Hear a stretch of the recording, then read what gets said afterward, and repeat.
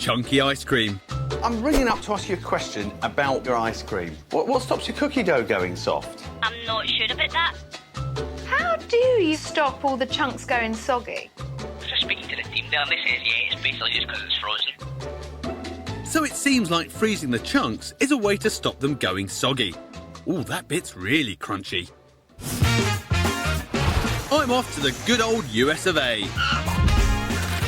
Home of extreme food combinations. We've just stopped for a quick tea break. That is my favourite. Look at that.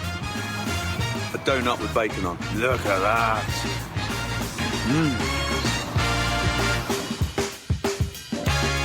I'm on my way to Waterbury, Vermont, to an ice cream factory with a big reputation for adding chunks of every flavour imaginable.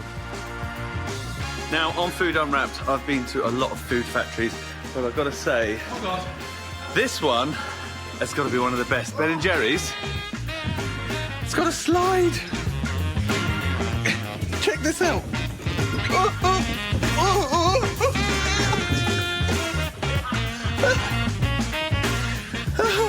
That was a shortcut to meet up with manufacturing manager Claire Brugler. Nice to meet you, Claire. Nice to meet you. Well, can we go and see this? Yeah, let's go. They churn out over 2 million tubs of ice cream a week here. First, cream, milk and liquid cane sugar are mixed with egg and natural stabilisers to make a basic mix. And then the fun begins. Today, Claire's making Americone Dream, vanilla ice cream with chunks of waffle cone and fudge. Now that's serious ice cream. So the ice cream comes from the freezers. It travels over to our chunk feeder, where the chunks get included. Right, so once you've made the ice cream, then you add the chunks. Correct. So in here's the ice cream. This is the ice cream here. Wow, that is... Can I put my tongue on that? No. Unless you want to get stuck there. So that's the chunks going in, but how do they stop them turning into a soggy lump by the time I tuck in at home? Oh. Hi there, I'm Jim. You must be Hayley. Haley, yes. Hayley is a flavour guru and spends all day, every day, experimenting with new tastes and texture combinations. What a job. What about when you're adding something like this? What is this, like a little cookie? It's a small shortbread cookie. Delicious. A little on the crunchy side. That's the perk of the job. Yep. How do you stop that going soggy in the ice cream? So when we start with something a bit crunchy like this, you put it in dairy, in this ice cream. Some of that moisture from the ice cream will migrate into the cookie, and all of a sudden now you have a soft, delicious cookie in your ice cream. Right. So going in, it might not be the cookie you want to eat, but coming out, it is absolutely the cookie you want to eat. So it isn't that they're frozen. One of the ways of ensuring chunks don't go soggy is to bake them until they're extra dry. Then once they've absorbed moisture from the ice cream, their consistency is perfect. So can you put any flavour chunks into your ice cream then? I wouldn't say any chunk. We haven't had all the best luck in the world. Some of our batches, we might go through a flavor creation process. It only takes 10 batches to figure out the flavor and how we want to run with it. Other flavors, it might take up to 3 or 5 years to figure out exactly how that flavor is going to work. And even with all the experimentation, not every flavour is a winner. So I feel like I should have bought some flowers or something. They have an ice cream flavour graveyard, commemorations to 35 failed attempts at crunchiness. Blueberry, chocolate comfort, you got Schweddy balls, peanuts, popcorn. Peanuts and popcorn sounds good. Yeah. Not good. If you can imagine popcorn that's maybe been sitting in a liquid for a little while and then putting that in your mouth. Right. A little bit funky on the mouthfeel. Yeah. Well, rest in peace. They will indeed. So moisture can help soften some chunks, but it ruined popcorn and plenty of others. Getting it right isn't as simple as it sounds. Hi, Rick, I'm Jim. Oh, hello. Eric Fredette has worked here for over 20 years. If anyone knows what makes a chunk work, he's my man. So in the graveyard, the flavour graveyard, I noticed popcorn ice cream. Epic fail on the popcorn. I've actually made some for you to try. So why have you coated the popcorn in chocolate? The coating is an attempt to keep it crunchy and crisp. So why weren't you able to save the popcorn? What happened? You covered it in chocolate. Couldn't cover it in enough chocolate. Popcorn has all those little gnarly nooks and crannies. It sort of deflates. Yes, that's what And it's moisture soft. does. So something like this, what's this here? These are peppermint cookie balls. So that has a small round cookie in the center coated in peppermint chocolate. So that's easy to coat in chocolate. That's easy. Delicious in a Bloody Mary, but not so popular on its own. What did you say that one was? Tomato. Tomato? No, that's only good on chips. Would you like juice from my juice tray? Orange juice, tomato juice, apple juice. Apple. What do you mean, ooh? No? No, not a tomato juice kind of girl. Why's that? Tastes like cold tomato soup. Do you know anyone who drinks it? My mum does. Really? Yeah, she drinks it when she's on an aeroplane. Really? So why do they drink it in the sky? 40,000-foot drink.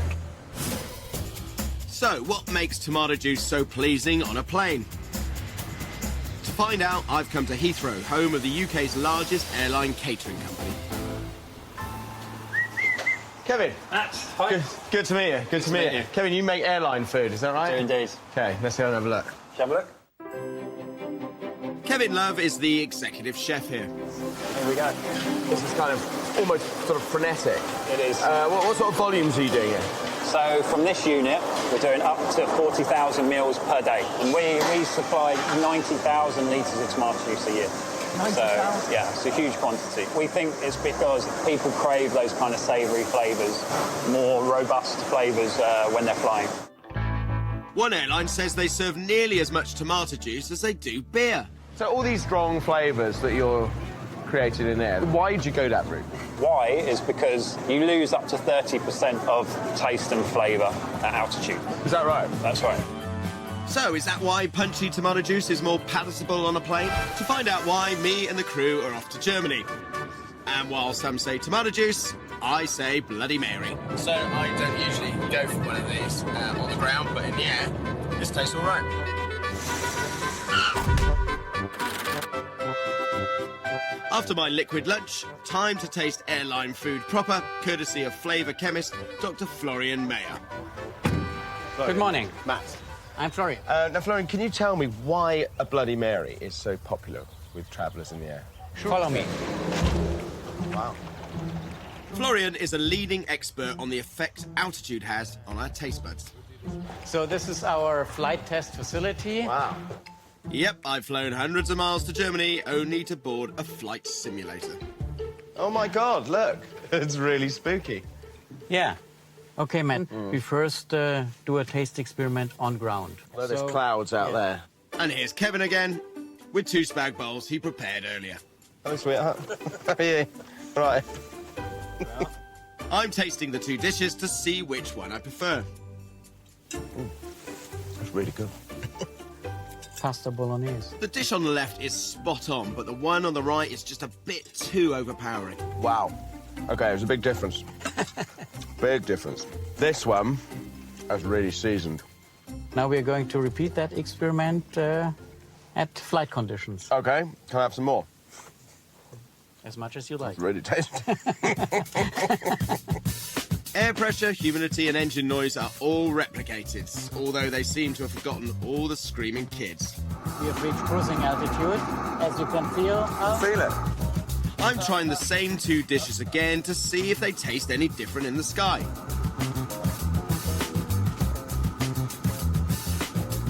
So which one do you prefer?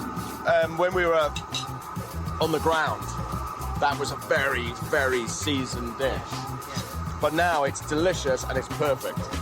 And the one that I liked originally just tastes a little bit more flat. Yeah. Because of the reduced pressure on board an aircraft cabin, your cells in your body get less oxygen. It's only about 70% of the level you get on ground.